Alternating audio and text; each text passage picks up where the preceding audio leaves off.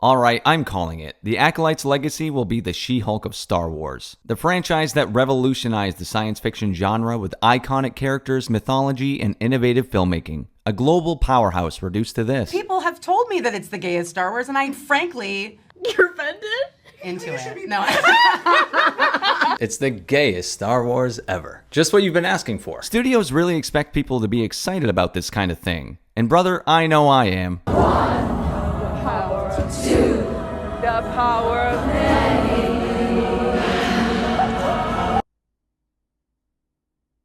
I love the Acolyte. She-Hulk's my girl, and I've got some character model ideas for Nintendo.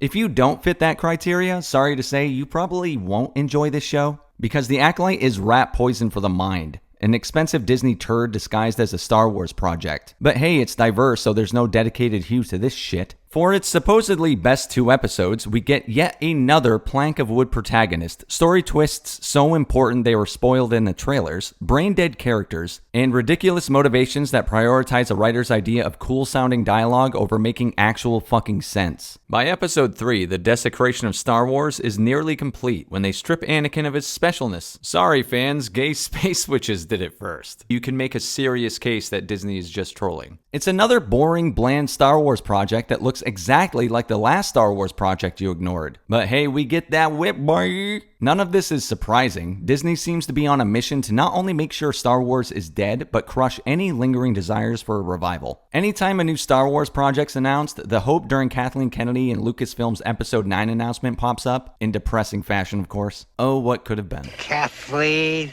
you led me astray. The best shot at Star Wars regaining its cultural significance is the same strategy comic book movies could use. A long fucking break. A decades-long absence would do this franchise a lot of good. Maybe come back to it when a solid idea is finally thrown out there, ensuring a revival that's worthwhile. Disney's so reliant on Star Wars being a major contributor to the brand that a break is a mere pipe dream at this point. The franchise would have to be sold off for that to ever happen. Bob Iger said last year and as recently as 2 months ago that infusing messaging is not what we're up to. We need to be entertaining. The Acolyte's a hell of a way to follow up that statement, a show mired in the exact same bullshit major studios were thought to be moving on from. Reality is, Iger didn't plan on getting rid of Kathleen Kennedy, and it's a joke to think she'd change course. Anyone wearing this shirt isn't about to alter their mission. We started the year with the director of Rey saying it's about time a female led a Star Wars project, after being hired by the woman running Star Wars, and started the summer with the Acolyte director Leslie Headland chuckling along about her show being the gayest Star Wars yet. Ah, no wonder the trailers featured that lightsaber whip so prominently. Meow.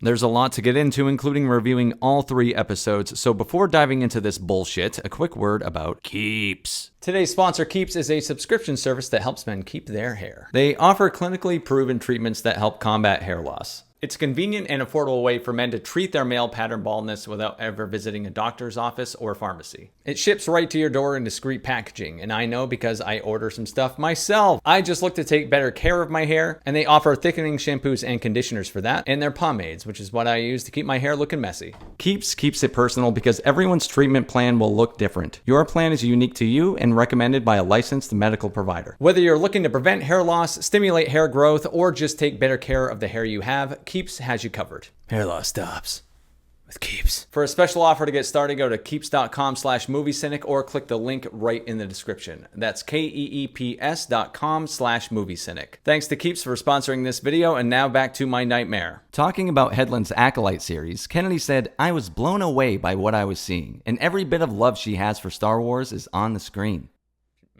Yes, there is a She-Hulk level of excitement about this show. Let's count the ways. There's the tried and true victim status regarding criticism women have faced because, like the MCU, the Star Wars fanbase is male-dominated. Kennedy said her belief is that storytelling does need to be representative of all people. A priority, if you will. Sounds in direct conflict with what Bob Iger said, but who expects consistency? Acolyte actor Charlie Bennett checked the Jennifer Lawrence interview boxes last year when he said he never believed he could play a Jedi because I was not reflected for so many times throughout these films in the past. If Jennifer Lawrence was the first female action hero, then Barnett's the first black Jedi. Fuck you, Sammy. Wise viewer, I'm sure you recognize a pattern here. It's the same thing we've seen time and again, just the 2024 version, of an unobstructed and absolute focus on cultural shifts rather than storytelling. There are no new ideas with the Acolyte. Nothing new has been brought to the table. It's why most of the artificial talk surrounding the show is about its diversity, straight out of the Eternals playbook. Leave your bigotry at the door, fuckboy. Star Wars is nothing but a corporatized media machine with a set amount of product to be dumped out every year. The Acolyte being the latest example of that never-ending cycle. They don't even bother hiring people who care about the IP. Charlie Barnett, for all of his apparent grievances, still thinks Anakin blew up the Death Star. I'm glad no one's corrected him, even after the second time. Though it's likely no one else knows he's wrong, and he sounds confident in his wrongness, so he must be right. In addition to boasting a cast and crew of clear diehards, the Acolyte also carries a whopping $180 million budget. Like most Disney projects as of late, I ask myself where all that money went because I haven't seen it on the screen. The show doesn't feature any actors worth a hefty payday, and there are a couple of really nice, although brief VFX shots, but either everyone has great agents or there's some laundering going on. When Disney Plus first launched and they announced MCU and Star Wars related TV shows, I was cautiously optimistic, especially after they announced the shows would have movie-sized budgets. But that was almost 5 years ago, and a movie-sized budget doesn't mean the same thing. Not now when movies look like this. Just like the questionable budget, audience and critic scores are night and day, and I don't think this is a Godzilla x Kong scenario. She-Hulk is a better comparison again. That also received positive critic reviews, which was used as proof by the showrunners that the negative fan reaction was because of bigotry, and they saved the fucking world. A couple of years later, and there aren't any defenders left of She-Hulk. Not that there were many to begin with. But hey, the most exciting thing about The Acolyte is we're only 3 episodes into this 8-part shitacular. Think of the possibilities. We were on the brink of extinction! The show's big selling point was being Frozen meets Kill Bill, and to be fair, I'm not against taking concepts from other movies and mixing them into big IPs. You know, the Batman was a superhero 7 and Saw movie, but this is no labor of love. At least Matt Reeves clearly cares for the world he constructed. Leslie Headland seems far more interested in tearing it down, with characters who interact through, I need this thing, here's the thing you asked for, dialogue exchanges. Star Wars hasn't had good dialogue for the majority of the last 25 years. I don't think many people will protest when I say the dialogue in the prequel trilogy wasn't exactly brilliant. I don't like sand. It's coarse and rough and irritating. But let's just say it certainly hasn't fucking improved. Despite all this, The Acolyte had 4.8 million viewers in 24 hours, which they spun as the biggest first-day viewership on Disney Plus so far in 2024. Funny thing is, they usually release minutes watched because billion sounds better than million, but Disney's framing of The Acolyte's viewership has me intrigued. Why the difference in presenting this show compared to any others? Was viewership high on the first day, but overall minutes were down in the end? Are numbers up, but people are hate watching? All based on numbers given by Disney with a trust me bro attitude. Nothing seems to match up. By episode 3, we got our answer. It was revealed that its launch day was bigger than Ahsoka's, but fell behind its first week by nearly 3 million viewers. Disney tried to overinflate its popularity. Ah, surprise, surprise. To circle back to it, the hype around this show feels very artificial. It's mostly talked about negatively by fans and only propped up by critics. I don't think The Acolyte is something a general crowd could really get behind as a concept, even in the heyday of Star Wars popularity. It's a side story, a shitty one so far at that. And like the MCU, no one cares about visiting side quests if they're not even interested in the main story. It's like the only way Disney can muster any pop culture relevance with Star Wars at this point is to show their hand at how willing they are to desecrate its corpse. Well, I say we perform an autopsy on this shit show and dig in, starting with episode 1. Episode 1, Lost/Found. The show establishes itself 100 years before the rise of the Empire, when people not Sith were training with Force in secret in dark corners of the galaxy. The Jedi have been apparently policing this, and we have our setup. Someone dark and mysterious wants revenge on the Jedi who've wronged her. So, Braided Ninja enters a bar filled with a ton of odd-looking characters. A confrontational bar scene in a Star Wars project? Talk about a deep cut. She faces off against Trinity in a fight mildly reminiscent of The Matrix, if only because slow-mo was so ubiquitous with that series before Zack Snyder ruined it. The masked menace lunges at Trinity's lightsaber, and it looks super The Jedi shows up the semi-pro who's battling Trinity with a knife. When the once spandex Jedi gets the upper hand, she unmasks her and says, "You." Okay, let the bullshit begin. This means she recognized this woman from her face, which is odd once you find out their history, because she hasn't seen this person since she was a child. The only thing that remains the same is her fucking hair. The amazing dialogue kicks in with some Dark Knight Rises level quality. So you came back to die with your city?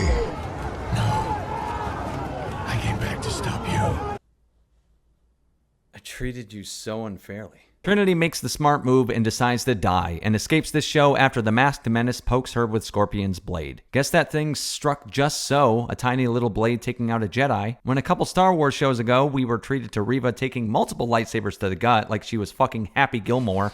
Oh, yeah, bring that shit on, man.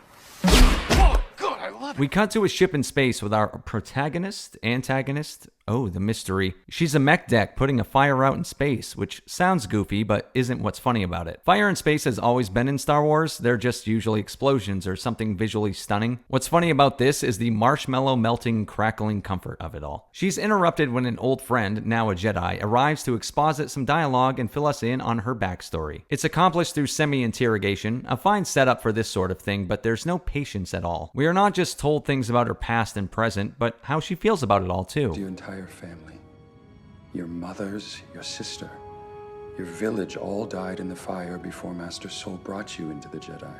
Attachments to those we have lost are the most difficult to let go. This can be done well. The interrogation scene from The Matrix has Agent Smith going over Thomas Anderson's file, rattling off facts about his life that fills the viewer in on Neo's background and motives, but they steer clear about how Neo feels about anything. It's probably not fair to compare Barnett's Jord Vandar to Agent Smith, but being stoic doesn't require an absence of charisma. Anyway, they're here because they think she's responsible for killing Neo's better half, and take her away. Elsewhere, Master Soul, played by the only actor who can play stoic right, Lee Young-jae, learns about his former Padawan starting her kill billing by a poorly acted colleague who got the job because she's literally sleeping with the director. And a wilder side note is that Lee Young-jae learned English specifically for this role and is the best actor playing the best character so far in the entire thing, 3 episodes deep. Headland showcased her big love of Star Wars again with another Easter egg. Osha's prison ship is flying through an asteroid field. Another deep cut. She saves the token white dude of the episode before he betrays her and leaves her to die because, obviously,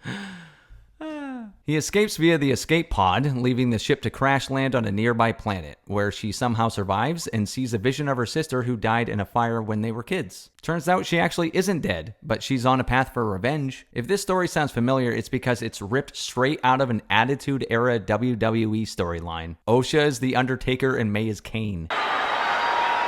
What's this?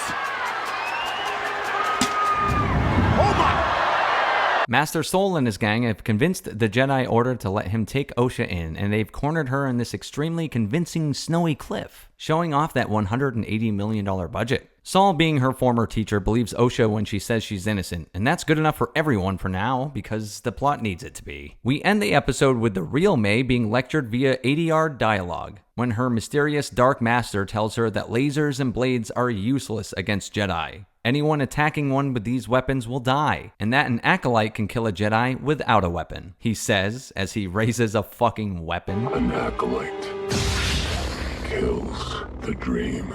And I guess we'll ignore May successfully killing a Jedi at the beginning of this episode with a fucking blade. Episode 2, Revenge/Justice. On planet Olega, May arrives, and in contrast to how difficult it is for Obi-Wan to walk around a limited laser fence, May breaks into a fucking Jedi temple with ease. Just toss a little fucking doohickey in there. There you go. She confronts a bald floating white guy, Master Torben, who's sporting the worst makeup effects this side of Thor's nose in the Furiosa movie, and he just ends up ignoring the shit out of her attention-seeking behavior. When Master Squid Game finds out about it, the Jedi Order realizes Osha couldn't be in 2 places at the same time. So the plan changes on the fly, and they head out to investigate. After her unsuccessful attempt, May tells her supplier how she needs a weapon to kill bald floating white guy. Apparently, May needs to kill the Jedi without a weapon because it's the only way to appease her master. Again, who thinks that Jedi cannot be killed with a weapon, even though she fucking killed one with a weapon last episode. So, in order to kill him without a weapon, she requests a weapon to be made.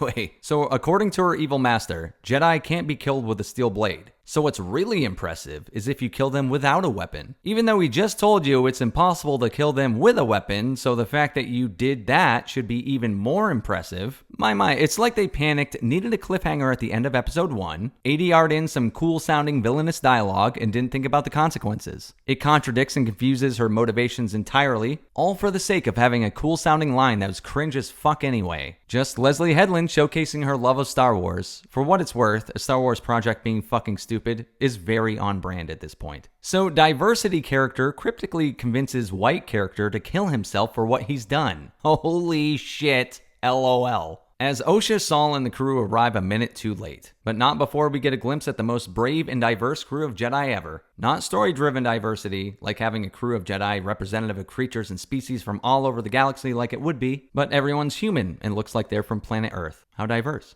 The two female characters come up with the idea to have Osha pretend to be May and get information from the supplier. And everyone agrees it's a great idea because they thought of it. And then the show proves how fucking stupid it is with this sequence alone. They mentioned earlier that May hasn't used the Force in years, so she's essentially a civilian. But hey, that doesn't matter here, because the plot needs it not to. It's totally fine sending her into a dangerous situation with a perpetrator known to supply weapons to killers, and he very well could be one himself, with her possessing what she and they believe is zero skill and without any weapon to protect herself. Yes, that's a much better idea than to just have the Jedi man walk in with his stun gun and demand answers. That would just be fucking stupid. Except that's exactly what happens and what ends up working. This fucking show sucks so much ass. Let's go. She walks into the shop. He says exactly what they need him to say in all of 2 seconds. As soon as she walks in, May, are you okay? Did the poison work? And then he instantly recognizes she isn't May, in that order that they needed to happen. And then as soon as that happens, boom, the Jedi bust in and demand answers, which the guy promptly fucking gives them with absolutely zero pushback. Now, again, which idea was the smart one after all? Even if it made sense, it's still just ABC. It's an Assassin's Creed mission. You go over here and climb up this building, listen to the guys talk, then jump down and click triangle to interrogate, and they spill the fucking beans. Yeah, really showing that love for Star Wars. Also, the guy is half responsible for the death of a fucking Jedi, and they tell him if he complies, they'll let him go with a warning. A warning. After, they're able to locate May, and Saul engages her in battle, but she ultimately escapes thanks to Osha's shitty shot selection. Or was it? When Saul asks permission to chase after May, his boss tells him that they don't make decisions like that without meaningful discussion. Except when they completely change the fucking mission at the drop of a hat at the beginning of the episode when they find out about May trying to kill a Jedi. Why wouldn't he call his Jedi boss lady out on hypocrisy? Because reasons. To wrap up the episode, we get banger dialogue describing where we're headed next. A relaxing forest retreat in the Outer Rim, where the Wookiee Jedi lives. What the fuck? And we're left with a shot of Harry from Harry and the Hendersons as he walks towards his home in Shrek's swamp. Acolyte Episode 3, Destiny. This episode is a fucking piece of shit. We start back in time when Osha and May were kids. One's nervous about taking part in the Ascension ceremony to become witches, but they're both reassured by their two mothers because obviously. One of their moms is teaching them about the thread, or the Force as it's known to literally everyone, but the Acolyte's changing things up in the Star Wars universe and it's the thread. The Ascension ritual is where they apparently gather around Silent Hill and drop fucking Molly because there's no other explanation for why they're acting like absolute buffoons rocking back and forth like they're at a Fish concert. Look at this one for fuck's sake. We were on the brink of extinction. May and Osha arrive at this crazy-ass Ascension ceremony. They're the only two children in the Village of Women, you see. Pure, absolute miracles they are. And as the ritual begins, we're treated to song and dance straight out of a high school musical. I mean, listen to this fucking banger. The power of two, the power of many. I can feel the writer's love for the franchise oozing out of the screen. This is peak Star Wars. The Jedi arrive to shut this shit down because they police the Force? It's against Republic law to teach kids the Force outside, assumably, the Jedi Order. I thought they brought balance to the Force, not controlled it, but whatever. Peak Star Wars! Saul notices a marking on one of the children's foreheads, revealing to the witches that they've been spying on them. This leads to rising tensions before they momentarily cut a deal with the Jedi to test the kids as potential Padawans. The head witches, or whatever, I guess that's what you're supposed to call them. They gather around to devise a plan, and this is when we find out something absolutely hilarious. One mom's explanation of the Force is also her explanation for how her wife got her pregnant. You heard it right, they're afraid they'll get in trouble because they had gay Force sex and made Force babies. I carried them. I created them. That's right. As controversial as it may have been for George Lucas to make Anakin's mother's pregnancy an immaculate conception, it was done to make Anakin special. Well, Star Wars is Disney-owned, and they don't like that. He isn't special anymore. Lesbian space witches did it first. This is modern Star Wars. Can you feel the love for the franchise just oozing out of the screen? They agree the girls had to take the test no matter what, and to make sure the Jedi won't take them, they tell them to lie during the questioning. Whatever's in their heart, say the opposite. Osha's struggling with her conscience and doesn't want to lie, but May makes Osha promise her she will. And she's caught immediately because she calls an animal a spaceship and a space station a mountain. Saul gives her a spiel about living her truth and just come out with it already and say you want to be a Jedi. The horribly written bit is her morale. She didn't want to lie, but had no problem lying to her sister. Osha wanting her own life makes complete sense. It makes sense as an inherently selfish thing. She's a child, of course she might want something different from her family, but they are framing her character as this virtuous person when in reality she's only telling the truth when it's convenient and benefits her. She's completely okay with lying. She lied to her sister because it benefited her in the moment. This is modern day writing. It's virtuous to be selfish, just absolutely baffling decisions. Osha's mother is going to let her leave with the Jedi, but before that can happen, May tells Osha that she'll stop her by literally telling her she's going to kill her. I'll kill you. She starts a fire, killing everyone at the fortress except Osha, who's saved by Saul and the Jedi. The writing for this last few minutes is mock-worthy, but it's more baffling than anything else. It's just fucking bad. I don't understand why May's so adamant Osha doesn't join the Jedi, or why Osha wants to join them so badly. She seems to love being part of the forest and all that bullshit, and as far as we know, no one talks about the Jedi at all, and it isn't made clear they even know what Jedi are. But as soon as they arrive, she wants to leave with them because of shiny lightsaber, and according to her mother, she's old enough to know what she wants. And May seems smart enough to know killing Osha would break up the family just as much as her leaving to become a Jedi would, so that can't be what she's looking to stop. There's no way to empathize with her because her motives are fucking stupid. The only way to salvage her arc is to reveal she's been brainwashed by a third party since the beginning, going back to when they were kids. It would mean she's an easily manipulated moron instead of an unintentional one. After 3 days, I stand in awe at Disney's absolute refusal to let Star Wars be good. For every Andor, it feels like there are 10 Acolytes. I'll probably have to finish this series out at this point to see how far down the landfill it goes. If I can get through Obi-Wan Kenobi, anything's possible. GG's. Anything's possible!